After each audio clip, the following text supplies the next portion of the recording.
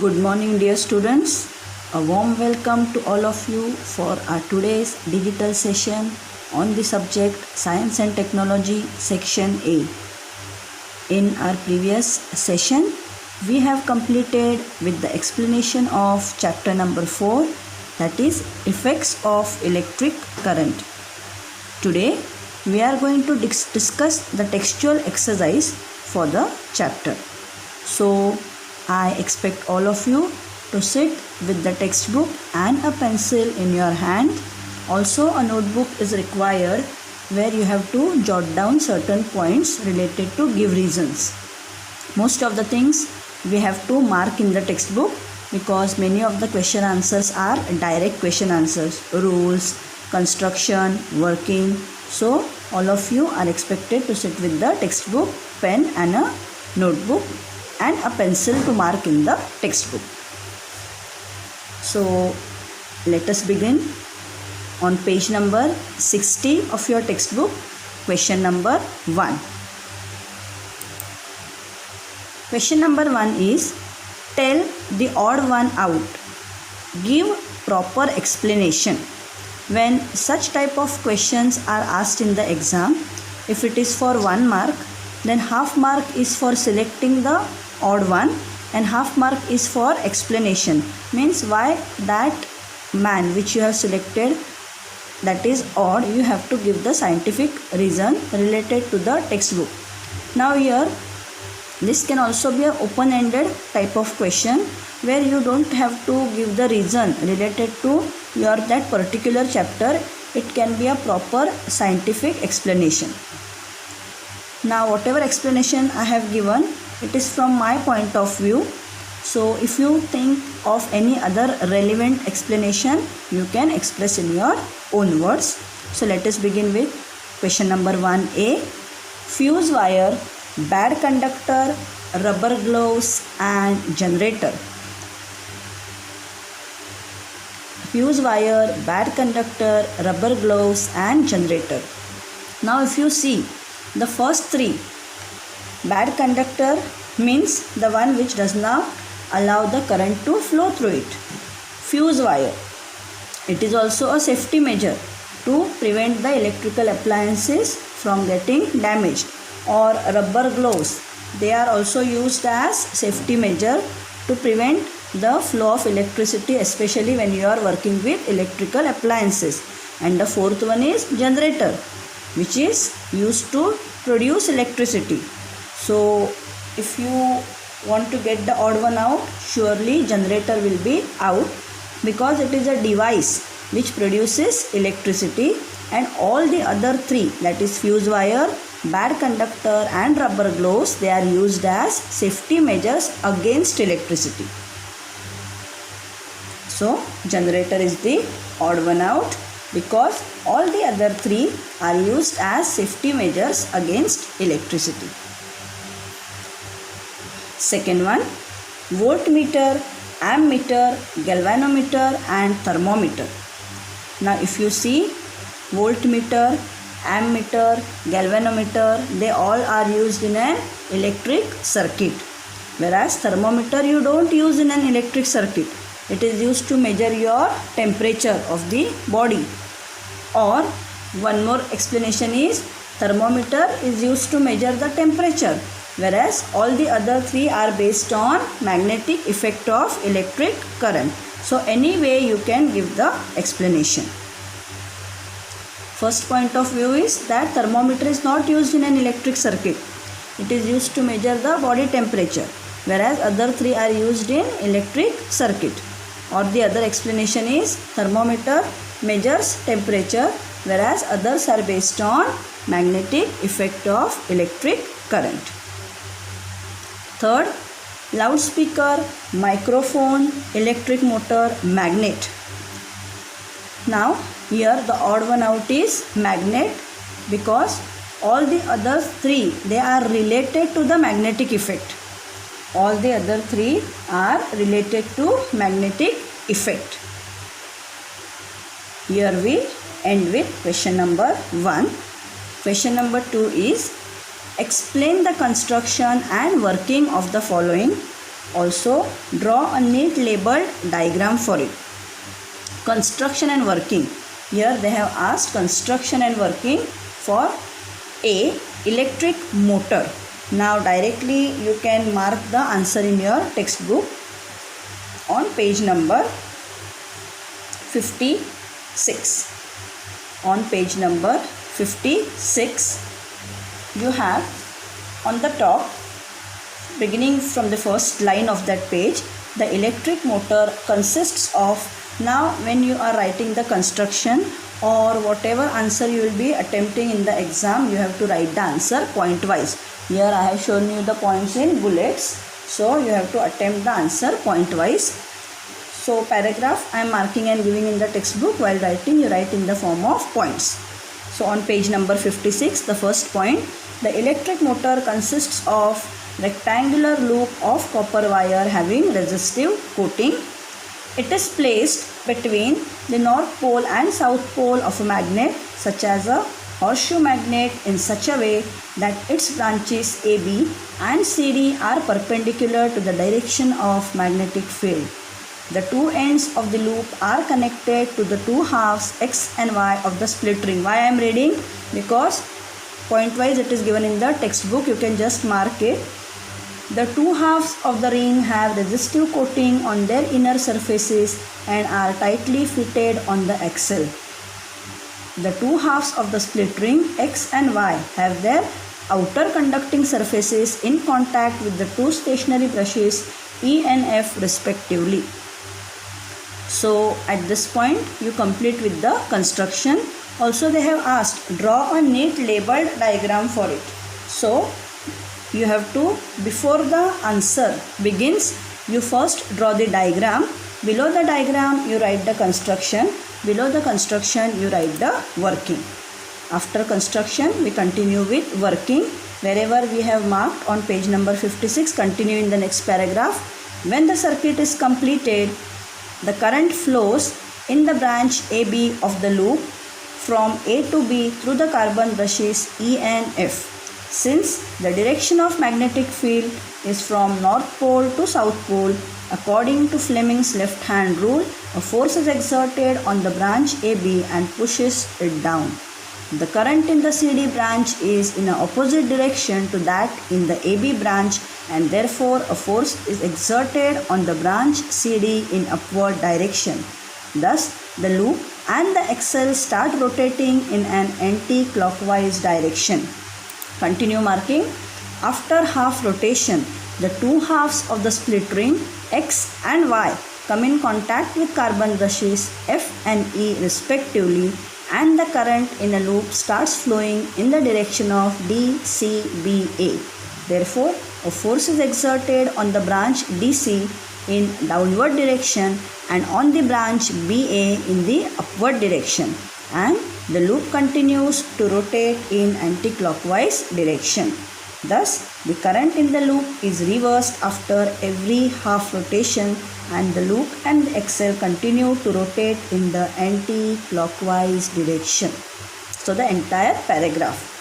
Here there is no shortcut. We cannot cut any point because you can see this entire working is in coordination with each other.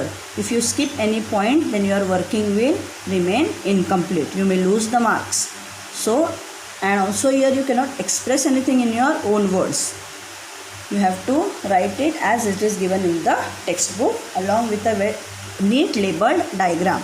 Now anyway the question can be asked in the exam. They can ask construction along with the diagram, or they can ask you only working with the diagram, or they can ask only construction and working, diagram not essential, or they can ask you only a neat label diagram for 3 marks. So you have to be prepared with everything. Or they can give you the diagram in the exam and they will tell you to label the parts and give its uses, or label the parts and explain what they are. So if they give you here, then you have to tell them that they are the horseshoe magnet, pieces of the magnet. Or here if they give you a box and tell you to label, then you have to write split rings and give its explanation. So here we complete question number 2A. 2B also you have to mark in the textbook. That is, this was for electric motor. Question number 2b is electric generator, that is AC. You know DC generator is excluded from our syllabus. So AC generator, you have to mark the construction on page number 59. On page number 59, last paragraph of the page is your construction. A copper wire coil ABCD, start marking from a copper wire coil ABCD is kept between the two pole pieces of a magnet. The two ends of the coil are connected to the conducting rings R1 and R2 via carbon brushes. Both the rings are fixed to the axle, but there is a resistive coating in between the ring and the axle. The axle is rotated with the help of a machine from outside.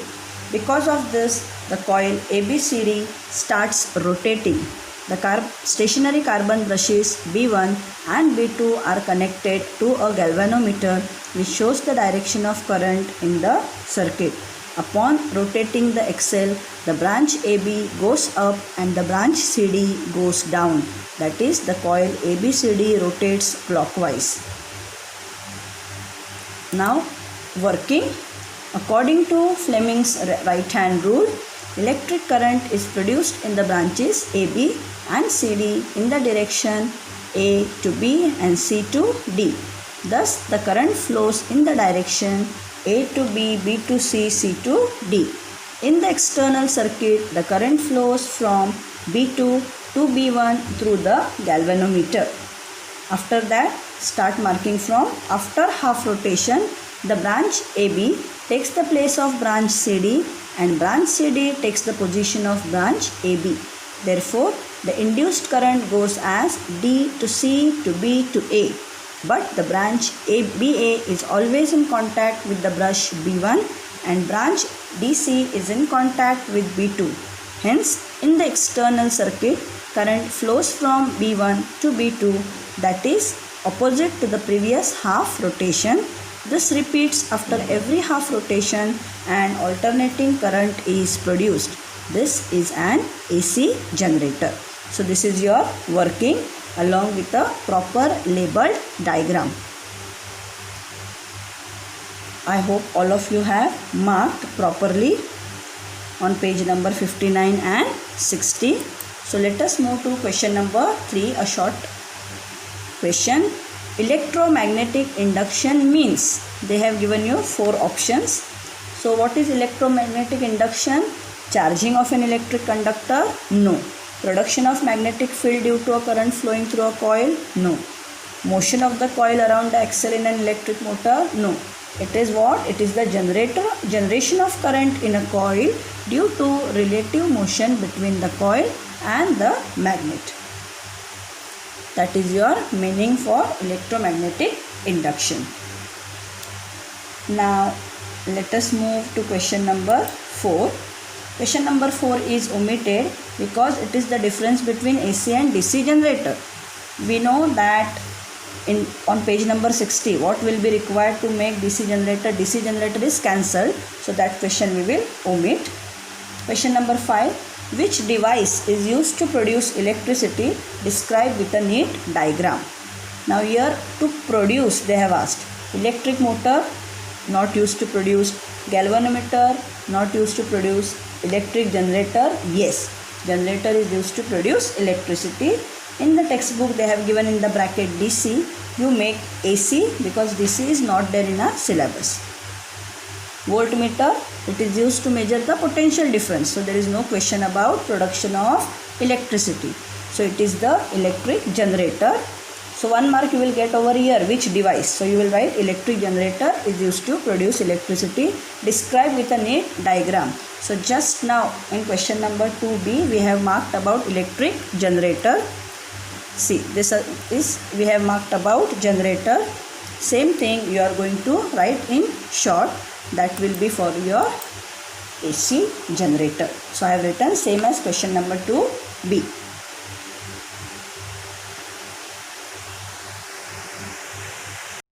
Question number 6. How does the short circuit form? What is its effect? How does the short circuit form? What is its effect? I will give you in marking on page number 49. Page number 49 of your textbook, last paragraph, 10th line. 10th line, start marking. Due to a fault in the equipment, or if the plastic coating on the live and neutral wire gives way, the two wires come in contact with each other and a large amount of current flows through it, producing heat. This is known as short circuit. So up till heat you have in the textbook. You have to add one line. This is known as short circuit. So add over there. I hope all of you have got the answer on page number 49. Our second part is what is its effects. So you will give the heading effects of short circuiting. This point you have to write, jot down in your notebook. During a short circuit, the resistance of the circuit becomes very small and hence a large amount of current flows through it. Write in your own words in short. During a short circuit, the resistance of the circuit becomes very small and a large amount of current flows through it. Now you know that large amount of current flows means large amount of heat will be produced. So your next sentence is, thus a large amount of heat is produced and the circuit catches fire and can cause damage to the electrical appliances. Thus a large amount of heat is produced and the circuit catches fire and can cause damage to the electrical appliances. I hope all of you have written both the points. First point is resistance of the circuit becomes very small, large amount of current flows through it, thus large amount of heat is produced, circuit can catch fire and can cause damage to the electrical appliances. Last point you can mark in the textbook. Just now where you have ended with the marking, there only you have, at the time of short circuit, if any inflammable material such as wood, cloth, plastic, etc. exists around that place, it can catch fire. So I hope all of you have written down up till question number 6. We move on towards question number 7. Very important question. Give scientific reasons for. Here keep your notebooks and the pen ready because there is no direct marking in the textbook. You have to write down the points. So the first give reason is tungsten metal is used to make a solenoid type coil in an electric bulb. While teaching you the heating effect of electric current, I had explained you why tungsten is used in electric bulb. Why? Because due to its high melting point, it can be heated to a very high temperature and emit more light without melting. So tungsten is used to make a solenoid type coil. So point number 1 is, in an electric bulb, the filament of a bulb has to be heated to a very high temperature. You know, more and more high temperature it will get heated, more and more light will be emitted, and you have to make the bulb glow. So the filament of the bulb has to be heated to a very high temperature by passing electric current through it. Why? To emit more light, as the intensity of light emitted by filament or a bulb, it increases with temperature. So in your first point, you are making them understand why the filament of bulb has to be heated to a very high temperature. Why? To emit more light, and the intensity of light emitted by a filament, it increases with temperature. In short, you can write down the point. Next, now why tungsten is used? Melting point of tungsten is very high, that is 3380 degrees Celsius. Melting point of tungsten is very high, that is about 3380 degrees Celsius. Therefore, tungsten metal is used to make a solenoid. That is your question. Therefore, tungsten metal is used to make a solenoid type coil in an electric bulb. So I hope all of you are clear with the points which are required to be written. We move on to the next give reason, that is question number 7b. In the electric equipment producing heat, example electric iron, electric heater, boiler, toaster, etc., an alloy such as nichrome is used, not pure metals.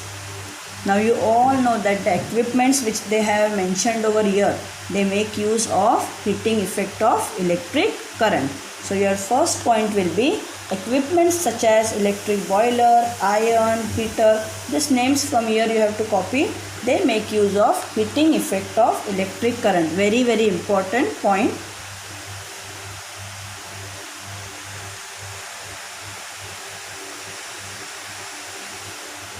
Next, electrical conductors having higher resistivity are used here. Electrical conductors having higher resistivity are used here. Now, why they have asked that nichrome alloy is used? Why not pure metals? So, as compared to pure metals, an alloy such as nichrome has high resistivity and can be heated to a very high temperature. You all know that these equipments make use of heating effect of electric current, and nichrome, it can be heated to a very high temperature. Hence we use nichrome, we do not use pure metals.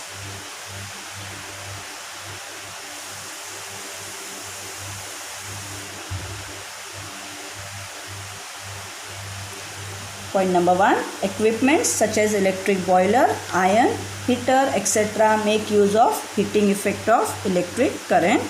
Point number 2, electrical conductors having higher resistivity are used here. Point number 3, an alloy such as nichrome has high resistivity and it can be heated to a high temperature as compared to pure metals. So in the end you can add one line, therefore an alloy such as nichrome is used, not pure metals. We move on to the next question. Question number C. For electric power transmission, transmission means movement from one place to another, copper or aluminium wire is used. You know your wires in the house, usually they are made up of copper. So for electric power to move from one place to other, the wires which are used, they are usually made up of copper or aluminium wire. Your first and very important point should be that copper and aluminium, you know, both are metals, hence they are good conductors of electricity and have extremely low resistivity. So this is your point number 1. Copper and aluminium are good conductors of electricity having very low resistivity. Wherever I have used a different color, that is a very, very important point for that particular give reason. Next point. Hence, very less heat is produced when current flows through these wires. They have low resistivity. Hence, when current flows through these wires, very less amount of heat is produced. Therefore, for electric power transmission, copper or aluminium wire is used.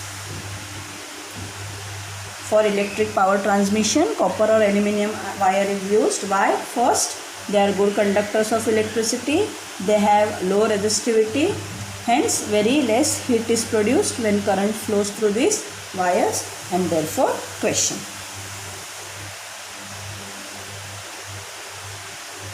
Question number 7D. Fourth give reason is omitted because you know the answer related to it is on page number 49. Always remember, and that part is removed out from our syllabus. So question number 7D, fourth give reason is omitted.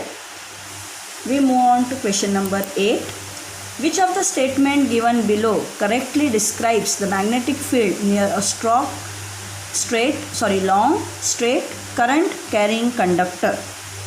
Now 4 statements are given. You have to find out which is the statement, which is the correct statement related to the condition that a magnetic field near a long straight current carrying conductor. First option is the magnetic lines of force are in a plane perpendicular. Wrong. The magnetic lines of force are parallel to the conductor. That is also not correct.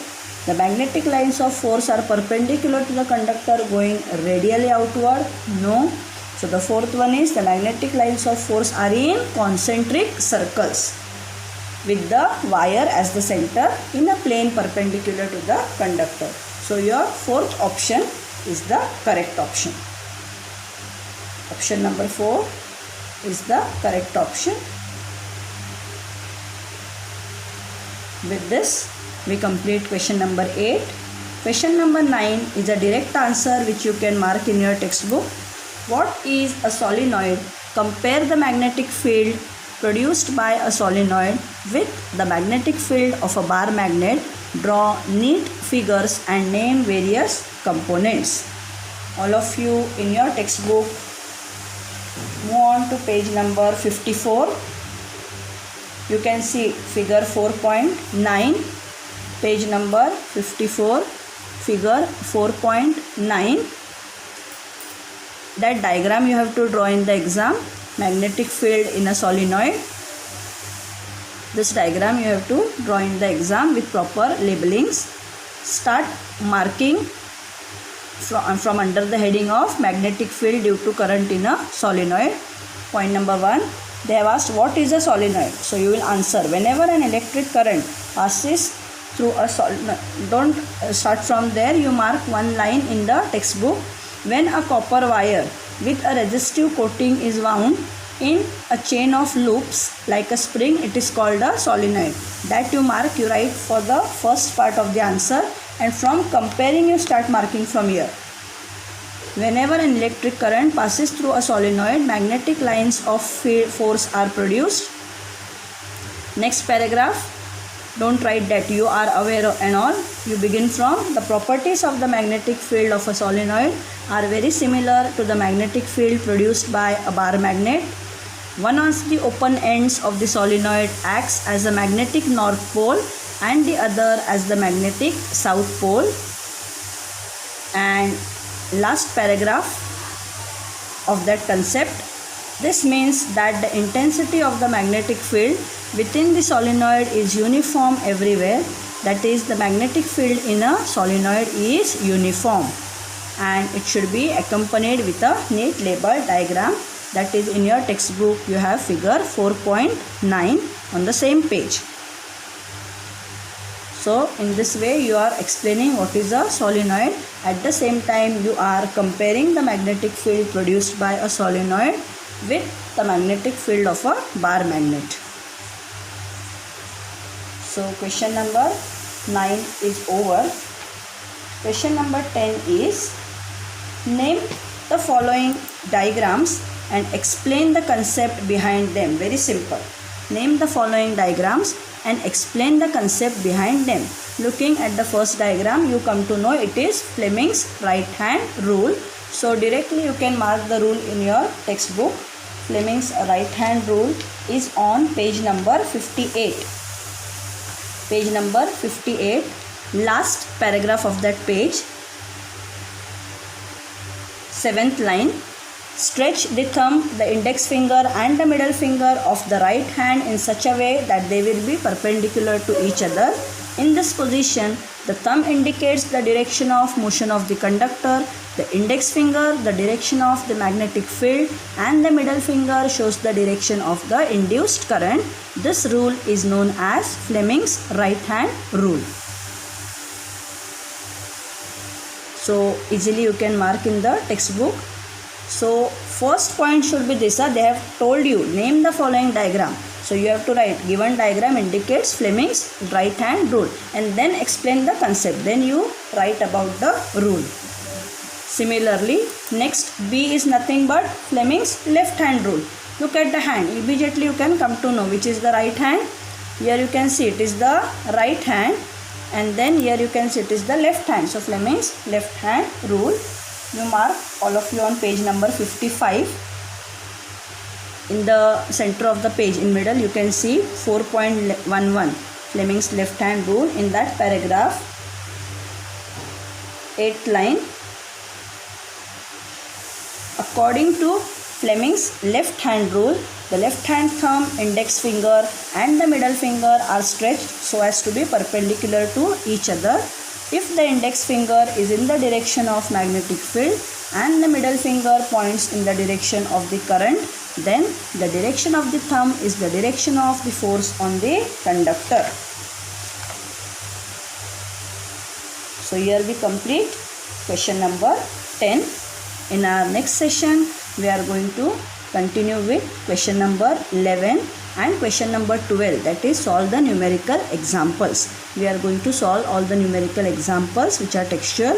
At the same time, the ones which are given solved examples in the textbook, that also whichever are not deleted from the syllabus, you have to practice them. So in our next session, we will continue with question number 11. Till then, I expect all of you to keep on completing your notebooks and keep studying. Thank you.